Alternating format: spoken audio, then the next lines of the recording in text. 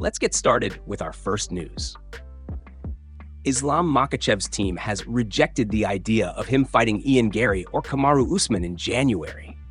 Islam could have potentially made his return much sooner than most people are expecting. After dominating JDM in the main event of UFC 322 to win the 170 LB title, multiple fresh matchups suddenly opened up at the top of the division. Fans were eager to see what the UFC had in store, and it seemed like one of these high-profile fights could have taken place as early as next month if Islam's team had agreed to the plan. In an interview with MMA Junkie during UFC 323 Fight Week, Islam's manager, Ali Abdulaziz, revealed that the UFC had called to ask if Islam would be open to fighting in January against Kamaru Usman or Ian Garry. Ali said the idea was considered, but ultimately, Khabib shut it down. Islam just fought. Honestly, even the UFC reached out to me. They asked if he'd fight a main event June 27th. He thought about it though, Ali said. Not the White House guard. No. He said no. January 28th, he thought about it. He's like, no. Ali continued. I can tell you that Kamaru's name was in the mix for January 28th. Ian Garry's name was in the mix too. But at the end of the day, man, the UFC is a business. They're gonna make the biggest fight they can make. This decision highlights Islam's careful approach to his career, focusing on staying ready and picking the right moment for his next challenge. Even with huge names like Kamaru Usman and Ian Garry on the table, Islam's team decided to wait for the perfect opportunity instead of rushing back. Fans will have to be patient as the UFC navigates the top of the lightweight division. Islam's dominance over JDM has put him in a position where he can demand high-profile fights. And his team is making sure that when he returns, it will be on their terms, ensuring the biggest impact possible. This news sets the stage for some exciting developments in the division, as fans speculate about who Islam will face next and when he will finally step back into the octagon. The UFC's plans for January had to be adjusted, but the anticipation for Islam's next move is only growing. Move on to another news. Merab shares his side of the Umar Nurmagomedov feud. Many fans predicted it was only a matter of time before Merab and Umar square off in a rematch, but it doesn't sound like Merab will have any trouble getting motivated to face the contender one more time. Merab and Umar fought for the first time this past January, and Merab ultimately won the memorable fight by decision. Leading up to that bout, the two traded plenty of verbal jabs online and in interviews, and that tension has continued since UFC 311.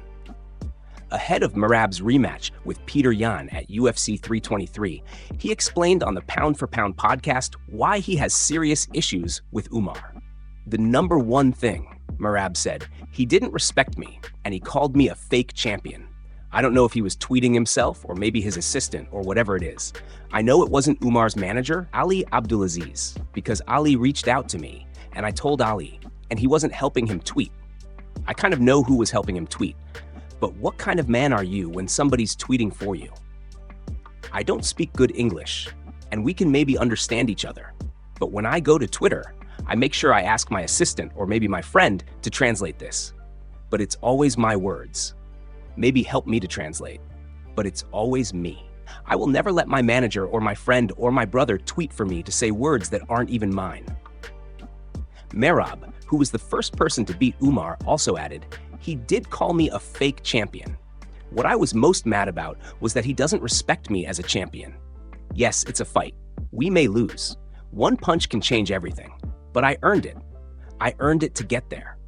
I was champion, and he should respect me. If you're fighting for a championship and beat the champion, you don't want to beat somebody stupid. You should give the champion respect. That's what I was most mad about. He doesn't respect me. Even though Merab has made his feelings clear, fans might expect tensions to ease if he faces Umar again. MMA history shows that rivalries often cool down after rematches. However, a few things need to happen first. Merab has to get by Peter Yan next weekend, and recently, it was announced that Umar will face Davis and Figueiredo at UFC 324. The build-up for this feud continues to capture fans' attention, and the next few events will determine if these two will clash once more in the octagon. Their rivalry is far from over, and the MMA world is watching closely as the story unfolds. Move on to another news. Alexandre Pantoja is aiming for the UFC pound-for-pound #1 spot. Pantoja will defend his flyweight title against Joshua Van at UFC 323, but he has his eyes set higher. He openly admits that surpassing Islam Makhachev will be a difficult task, but his ambition is clear. Currently, Pantoja sits at number 5 on the pound-for-pound rankings, just below Hamza Chimaev, and he is determined to climb even higher. "I want to be the best fighter in the world," Pantoja said. "I want to beat the pound for pound. I want to be number 1. And it's very tough, to conquer that, because right now you have a lot of great champions. You have Makhachev, Merab, Duplessis, Khamzat, Pereira, Volkanovski, so many great guys. I think it's the best time to be a UFC fan, but at the same time, it's very hard for fighters to get this number 1 position. Everybody in this ranking is so great." Pantoja went on to break down his thoughts on the top fighters. "A lot of guys have good points. You see Khamzat on the feet, you see Makhachev, he looks unstoppable. And I feel very happy to be part of that club, the best guys, the best fighters in the world. And what I want is Saturday night to prove I'm the best one. That's what I try to follow. That's one of my goals." He emphasized that being ranked among the top fighters is an honor, but it's also a challenge that pushes him to improve every day. Pantoja's focus isn't just on defending his title. He wants to leave no doubt about his place among the elite. His dedication and mindset reflect the ambition of a fighter willing to go all out for greatness. Fans can expect a fighter who is ready to make a statement, not only in his division but across the UFC as a whole. Pantoja's desire to reach the very top of the pound-for-pound list shows he's thinking beyond individual fights. Each match is a stepping stone toward proving he belongs among the absolute best in mixed martial arts. With UFC 323 approaching, all eyes will be on Pantoja as he steps into the octagon against Joshua Van, ready to defend his title and continue his climb toward pound-for-pound number 1. His journey is a testament to determination, skill, and the drive to be recognized one of the greatest fighters in the world today. Move on to another news. Duplessis has officially fired back at Brendan Allen after Brendan publicly criticized him following the loss of his middleweight title to Khamzat. Brendan claimed Duplessis was absolutely dominated, and those comments clearly didn't sit well with the former champion. Speaking to Fight Forecast, Duplessis didn't hold back at all, making it clear that he's more than ready to settle things inside the octagon if the opportunity comes his way. Duplessis said that Brendan Allen has won only 2 fights in a row and is already out here calling out former champions like he's cleared the entire division. He responded by saying he wins 2 fights in a row and suddenly he's calling out former champions. I would love to smash his face in. I would absolutely love it. He's such an idiot. But to be honest with you, I only pick the best guys. I always want to fight the next best guy. For me, where I'm at, I don't want a hype fight. I want the fight that gets me to the title the quickest. That's what I want. Duplessis made it clear that while he's willing to fight anyone, his priority is getting back to the belt as fast as possible. That's the mission, and nothing else matters. If that's the fight the UFC wants, sure, he continued. Does it make sense on a 2-fight win streak? There are a lot of guys. I don't care. Give me anybody as long as it gets me back to my belt. That's the only thing I'm concerned about. The tension between Duplessis and Brendan Allen seems to stem from more than just rankings. There's pride involved. Duplessis didn't appreciate being dismissed or mocked after losing the title, especially by someone who hasn't achieved what he has. For Duplessis, it's about respect, competition, and climbing back to the top of the division where he believes he belongs. He also hinted that he's not just chasing fights for spotlight or hype. He wants meaningful matchups, fights that actually move him forward. His focus is sharp, and he's clearly determined to make another run at UFC Gold. The middleweight division is stacked, and with contenders like Brendan Allen trying to rise fast, Duplessis knows he needs to stay active, stay sharp, and take the right fight at the right time. Whether a clash with Brendan happens soon or later, the rivalry has definitely heated up, and fans are already talking about it. As Duplessis pushes toward reclaiming his title, one thing is obvious. He is ready, he is motivated, and he is coming back with fire in his voice and in his performances. Move on to another news. Paddy Pimblett made headlines recently after being knocked out during a charity match. The event was organized to raise funds for a good cause, and while the competition was fierce, Paddy showed that even champions are willing to put themselves on the line for charity. Fans and fellow fighters were quick to share their admiration, praising his courage and willingness to participate in such a high-energy event for a meaningful purpose. During the charity match, Paddy stepped into the ring with full enthusiasm, ready to give it his all. Despite being known for his skill inside the UFC, this event had a more lighthearted and community-focused atmosphere, yet Paddy still gave the audience an exciting performance. At one point, he was filmed taking a hard hit and getting knocked out, which immediately caught everyone's attention. The footage quickly spread across social media, with fans and commentators alike reacting to the unexpected moment. What stood out the most was Paddy's attitude before, during, and after the knockout. He took the moment in stride, showing true sportsmanship and humility. Instead of being discouraged, Paddy used it as an opportunity to inspire others and highlight the importance of giving back. His participation was a reminder that even elite fighters who are used to intense competition can step outside the spotlight to support causes that matter. Commentators at the event noted that charity matches like this are about more than just wins and losses. They are about community, awareness, and bringing people together for a greater purpose. Paddy's willingness to put himself in the ring, knowing the risks, speaks volumes about his character. He was not just fighting for himself, but for the charity and the people benefiting from the event. This act of bravery and generosity added a new layer to his reputation, showing fans that he's not only a skilled fighter, but also someone with a big heart. After the match, Paddy reflected on the experience, expressing gratitude for being able to contribute to the charity and connect with the community in a unique way.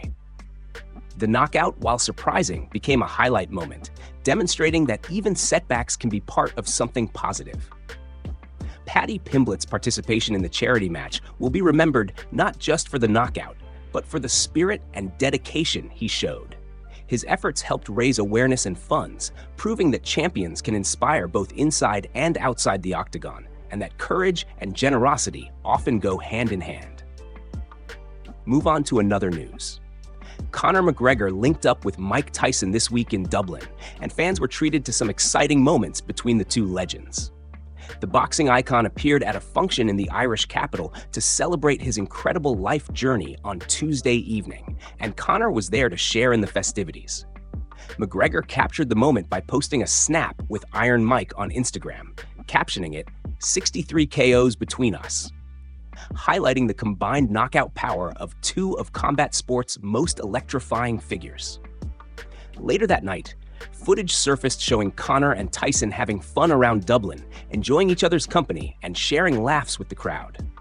The energy between them was electric, with fans capturing their lighthearted antics and playful interactions.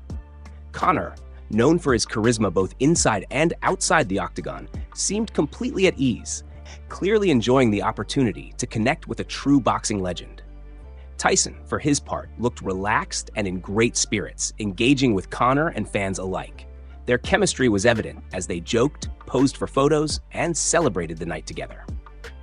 The pair's combined experience in combat sports made them perfect candidates for this kind of high-energy, engaging appearance, and their mutual respect was clear in every moment captured. Conor even shared snippets of their conversations, joking about some of the fun they were having. "I got him to shuck you," he teased, capturing the playful energy of the evening. He added, "I tell you what, all the experience we've had makes us perfect candidates for this. Did you see me going up and down the egg and all the promotion for the B? Look, I'm not getting the B," showcasing his signature mix of humor, confidence, and irreverent charm. Fans were thrilled to see these two icons together, celebrating not only past achievements, but also the joy of connecting with peers who understand the highs and lows of combat sports. Moments like these remind fans that beyond the fights and the headlines, champions like Conor McGregor and Mike Tyson are also capable of pure fun, enjoying life, and giving back energy to the people who support them. The event in Dublin became a night to remember, with Conor and Tyson proving that their impact extends far beyond the ring and the octagon. Their energy, charisma, and playful antics captured the hearts of fans, creating a lasting memory of two legends coming together to celebrate, inspire, and simply have fun in the heart of Ireland. Move on to another news. Merab Dvalishvili expressed his frustration during a recent Media Day interview after receiving a phone call from a fellow fighter and his manager following one of his fights. According to Merab, the call was asking him not to post any pictures from the event, and he was far from impressed. He made it clear that he doesn't believe in fake hype or unnecessary promotion and feels that MMA fans will watch fights regardless of staged social media activity. One guy, the spoiled guy who called me after our fight, Merab explained. He said, "Oh, Merab, like don't post a picture of me. We just billed the fight." And I'm like, "Bro, why did you do this? You don't need to do this." He went on to describe that even the fighter's assistant or someone involved also called him, and he made it clear he doesn't appreciate that kind of approach. "I don't like this, man. People, MMA fans, will watch our fights anyway, and if it's not organic, why do we have to disrespect each other or something?" Merab emphasized that he's a straightforward and authentic competitor. "It was real. It was real. I'm a real guy. I joke sometimes, whatever. But a joke is a joke. I don't like to talk trash for no reason. I just don't do fake stuff to hype fights. If it's real, it's real." His comments show that Merab values honesty and authenticity over manufactured promotion, and he's unwilling to engage in theatrics that don't come naturally. While many in the MMA community are speculating that the call may have come from Umar and his manager, Ali Abdulaziz, Merab didn't explicitly name anyone. His focus was less on calling someone out and more on expressing his personal values as a fighter. He wants to maintain integrity both inside and outside the octagon, keeping his interactions with other fighters genuine and straightforward. Merab's comments highlight the tension that sometimes exists in professional MMA when it comes to promotion versus authenticity. He made it clear that he doesn't need hype or artificial buildup to showcase his fights. Fans will watch and appreciate the action for what it is, and that's what matters most to him. In the end, Merab's stance reflects the mindset of a true competitor, someone who prioritizes respect, performance, and real engagement over unnecessary spectacle. His words serve as a reminder that in MMA, authenticity and talent will always speak louder than hype and posturing.